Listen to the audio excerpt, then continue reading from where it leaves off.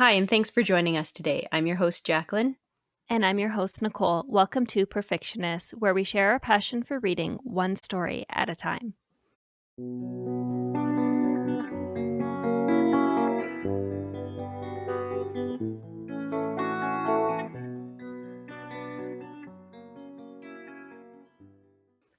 Hey there, and welcome to Books and Bevvies. This is the place where we dive into the wonderful world of books while sipping on some tasty drinks.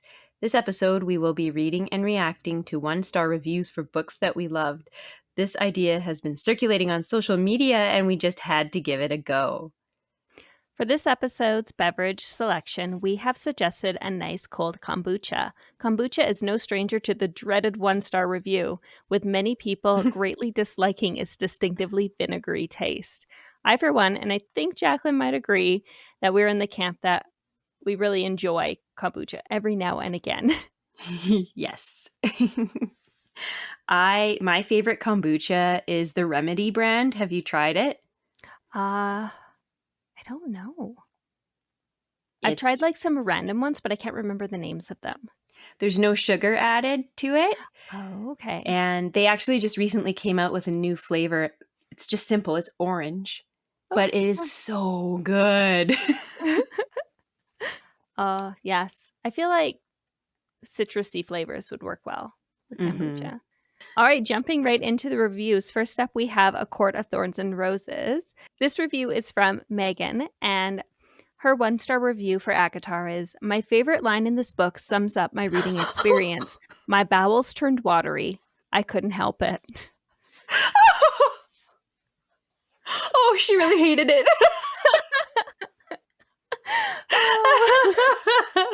Okay, so yes, that line is used a lot in that book.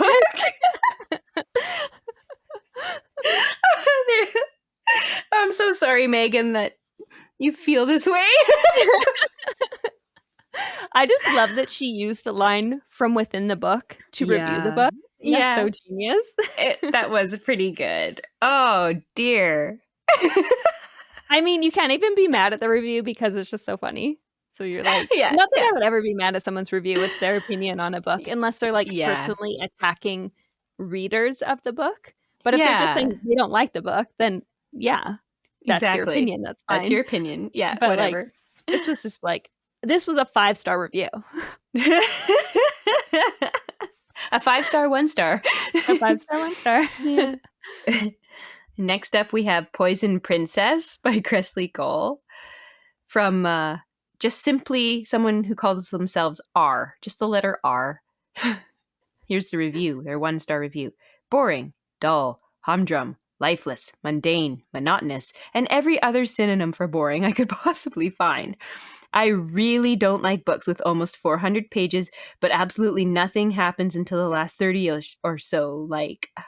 This writing style may work if the book is character-driven, but if the characters fall flat, ... 1 star. Oh, no. Whoa. Oh, oof. Oh, my gosh. I feel like they thought it was a little boring. Maybe. I respectfully disagree. Wow. I did not find Poison Princess boring, but again, I'm sorry you did. Yeah, that's rough. That genre may not be for you if you found that one boring. Oh my gosh, here's another 1-star review from Ash. It says, "I have never wanted to Sorry. This is the first time I've read these reviews. This one gets aggressive. It says, "I have never wanted to punch a protagonist in the face more than in this book. Well, since Twilight or 50 Shades of Crap anyway."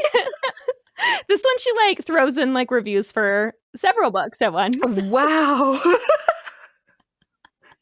3 birds, 1 stone, apparently. Yeah, there you go. Wow. Get your reviews out quick. Yeah.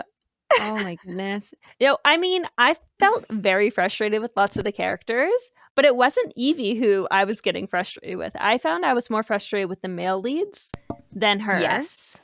But yeah, those are some strong feelings. But hey, If the author can make you feel that strongly, I feel like they're doing something. They're doing something right. Yeah. Next up, we have Iron Flame. Whew, I feel like these are, I can't remember. I did read these, but I can't remember what it said. But I feel like the Iron Flame ones, I'm expecting them to be really brutal. Just remembering back to that stage in life. Our first one is from Sarah Swanson. If I had $1 million for every cliche in this book, of which there are a multitude, I would still regret spending $20 on all 498 pages of this mess. Whoa. That was like super succinct, but also like so fiery. Like you felt the passion behind that. That was oof. Okay. Wow. No words. Like $1 million. I mean, I would read a bad book if there was a book. I would look for the book with the most cliches if they were worth $1 million each. I would read literally anything for $1 million. There's nothing I would not read. Oh my gosh. Wow. Well, I was going to say maybe she doesn't value money, but she regrets spending $20. So yeah, so she does. Or maybe she just values her time more than money. Yeah, that makes sense. I mean, it's a big book. It did take a long time to read. It is. It's not the worst book I've ever read, though. Certainly, not even close. No. In fact, I enjoyed it. Yes. All right, our next Iron Flame 1-star review comes from Anna. And oh my gosh, this one was just so funny. I should have DNF'd when I found out he wears skinny jeans. And I'm like, this person's not a millennial. This person cannot relate. I mean, I feel like when we were in high school, skinny jeans on males was not a rarity. No. It had a moment. It did. So, I mean, maybe there's a little nostalgia in it for us. I don't know. Okay, if we're going to look at the Iron Flame world, and if they're, can you imagine these guys, these dragon riders running around in like baggy cargo pants? I mean, that just seems unsafe. It's not practical. It could get snagged on so many things. Mm-hmm. Like well, I mean, like, think about people who ride like motocross and stuff. They're not out there wearing baggy jeans or anything. Like, well, no, because it's dangerous. Yes. I mean, they're riding dragons. They need to be prepared for the activity in which they are doing. I agree. It's just come on now. Come on. Oh, goodness. Oh, okay. Tower of Dawn. Oh, no. Okay. I was like, this one's for you. Oh, no. Not that I love Tower of Dawn too, but I feel like it's kind of like your baby in a way. Like of that series. Yeah. So Heather Lovick says, I hate the main character of this book with a passion. This book was so awful. I couldn't even make it halfway through. Total bummer, because this series is my all-time favorite. Well, at least she like propped up the series as a whole. But yeah, of course we're gonna get the Kale hate. I mean, he was only one of the main characters in the story. Like the story followed several people. One of my Roman empires is literally wondering what I missed for everyone to hate Kale with such passion and intensity. Because he was not like, he made some mistakes and he was kind of I almost swore. Jerk. He was kind of a jerk. He was kind of a jerk and stuff. But like, ooh, wow, like hate? That's a strong word. I feel like his worst offense was being born a human in a fantasy world. Yes. Yes. With like human emotions and like reactions that a human would have. How dare he? How dare he be relatable? Like being the ex, sometimes things can be a little rough. Like it's normal, right? Mm-hmm. I just think about, I don't know, I just remember when he like fell to his knees when he couldn't help Selena. Yeah. And that just still tugs at my heartstrings a little bit. So, Yeah. yeah. All right. Next one from Sophia. 1 star, a horror story. Me, picking up this book innocently, thinking it's the next one in the series. Me, gradually filled with horror as I realized that 5 chapters in, it's still about Kayal. Me, rushing to Goodreads to read reviews and then finding out the entire book is about him. But that's not even true. Oh. This book gives you so Girl, much what about information. Irene? What about Irene? And what about Nesrin? What about the flippin' spiders? And Sartak. And the eagle things. Rooks. There's so much in this book. I shun these reviews. I shun them. That's a bad opinion. You can. It's so funny because the other day on Facebook, I made an opinion. I expressed an opinion about someone else's opinion, and then this girl jumped all over me for having that opinion. And I thought, oh, this is so ironic because like what you're saying is it's okay to have an opinion. Well, that's my opinion, and that's okay. Oh my goodness. So I shun these reviews. You guys missed the point. Sorry that your opinion is subpar. Yeah. I mean, maybe because they wanted so badly to like finish the story and were like, oh, I don't want to go on a side quest right now. Yeah. So maybe if they'd like finished the story and then went back and read it, they would prefer it. Because they just like wanted to progress. Yeah. But again, like the unfounded hate for Kale and just the fact that this book is so incredible and like adds so much richness to the overall story. It does. That people are missing because they're just so focused on their hate for Kale. And it's like, that's unfortunate because, like, I can actually totally understand the impatience because the way that the Empire Storms ends is so intense. Of course, you just want to, like, leap into Kingdom of Ash. So actually, I totally get it. Just being, like, spicy and a little bit saucy and a little bit, like... I just really love the book. Yeah. But I also had those feelings of, like, I want to just skip it and go straight to Kingdom of Ash. So, like, I get it. But I think the level of hate for Kale is unfounded and unnecessary. Agreed. We will die on this hill. Yes. Okay, Bride. So I'm going to try and pronounce this person's username, Virali. 1 star review. Yeah, this did not, KNOT, serve. Oh my God. If you've read the book, you'll get why that is so effing funny. Like, again, 1 star review, but like 5 star, 1 star review. 5 star, 1 star review. I enjoyed that. It's hilarious. See, but that's the thing. It's like you can make your point of not liking a book, but in a way that people who love the book will still be like, yeah. Yeah, like yes, I hear you. You give that 1 star review. Yeah. Like, I enjoyed it, but I hear you completely. I can respect that. Yeah. These other books are a little bit like they're trying to kill someone's spirit. This one's a good one. Yeah, not for me, but maybe for you. Fair enough. And Lauren Williams says. Sorry, I haven't read these, so these are hilarious. This is for you weird fuckers that wanted a Jacob and Renesmee spinoff. Allie Hazelwood needs jail time for the last 10 pages.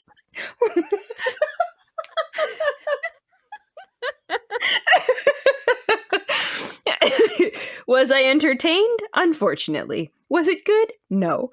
This book should have never been allowed to see the light of day. Again, respectfully disagree. I just love that. Was it entertaining? Unfortunately. I think that it's because of what the person in the previous 1 star review mentioned, the not thing. Okay. Yeah.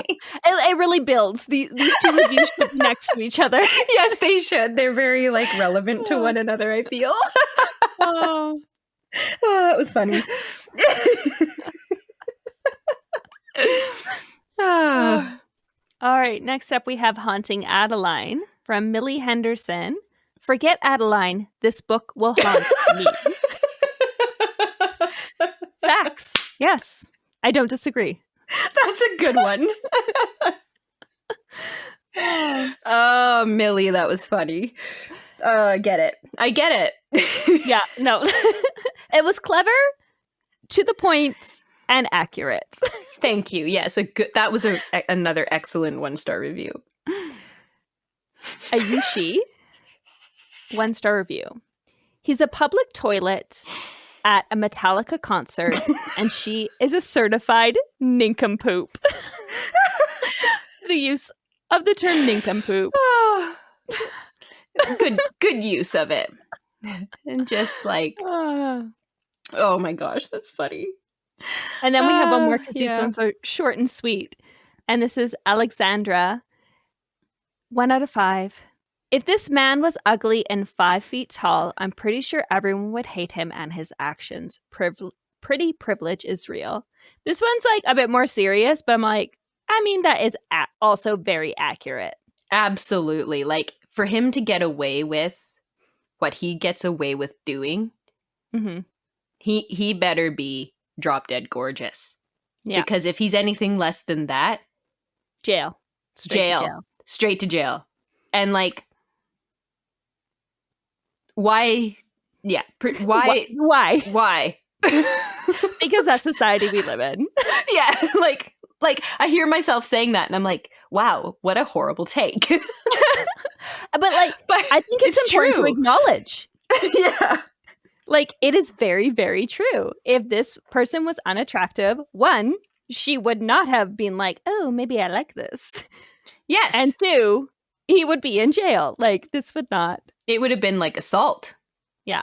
If she wasn't attracted to him, right? Like, yeah. And same with Christian Grey, though. Like, if gosh. he, right? All of these morally gray characters, they only are able to get away with it because they're attractive and rich. These weird kinky guys that it like crosses lines, they can only get away with it because they be drop dead gorgeous. Yeah. All right. So from Blood and Ash by Sophia, this 1-star review. I present to you a tale of questionable consent, bad boys with amber eyes, and foreshadowing so terrible I predicted every plot twist, otherwise known as From Mud and Trash. I actually haven't finished From Blood and Ash, but I'm really, really, I'm like a tiny, tiny bit into it, but I'm really enjoying it. Yep. But I feel like, 1, this goes along with what we were saying before, like bad boys with amber eyes, good looking, gets away with it. Yeah. And I can't even comment about the plot twist because 1, I haven't finished it, and 2, I spoiled myself. So I really enjoyed From Blood and Ash, but I agree with this review. Yeah. But I would never give it a 1-star review because I really enjoyed it. Yeah. But just because plot twists are predictable, it doesn't mean it's bad. In my opinion. Yeah, no. Like, I can still be entertained. Which is the point. Right? All right. From Palumi. This book is Twilight on Weed. And then it says --Bumble 2020. I think that's where they got the quote from. Oh, okay. I feel like, again, haven't finished it, but that seems accurate.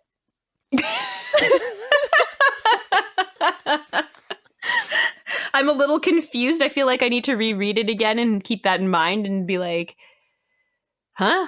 I'm a little confused by that, but well, maybe that's the point. Okay. It's like Twilight, but a little confusing. Twilight, but you're like, oh, trippy. And from Tori, I've been reading this for like 8 months and I'm finally free. With the little like praying hands emoji. Yeah. That's so cute. I feel like, but like, that's the thing. It's like, regardless of if you love or hate a book, if it is a book that for some reason, whatever it might be, has taken you 8 months to read, you would feel free by the end of that. You'd be like, I'm done. Good job persisting. Yeah. Yeah. Props to you for sticking it out. I'll say, like, if it was taking me that long, I would DNF. I'd be like, I gave it a try. Mm-hmm. We gave it the good old college try. and we're done with this now. We're moving on. Yeah. I think any book that's taken me over a month to read, I've ended up DNFing. Yeah, exactly. Because I forget what happens in the beginning of the book. So I'm like, I have to start it over. Yeah. Or just give it up. Yeah, exactly. Well, that was fun. Yes, it was. I really enjoyed that. There were some pretty funny reviews in here. I think my favorite 1-star review was this did not serve. That was Yeah. that one was funny. I think that one was my favorite too. I wanted to send it to you really badly, but you hadn't gotten to that part yet. So I was like, I don't want to ruin it. Oh, that was so funny. But it was worth not sending it to you, because then to see your reaction as you read it. Oh, man. Well, thanks for joining us today, and we hope you enjoyed this episode. If you have any bookish questions you would like us to discuss, please leave them in the comment section down below. We hope to see you next time.